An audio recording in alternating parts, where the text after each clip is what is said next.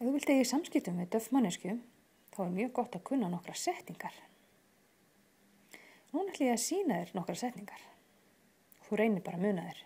Og ef þér hittir döff manneskju, þá getur þú nota þér. Góðan daginn. Hvað heitirðu?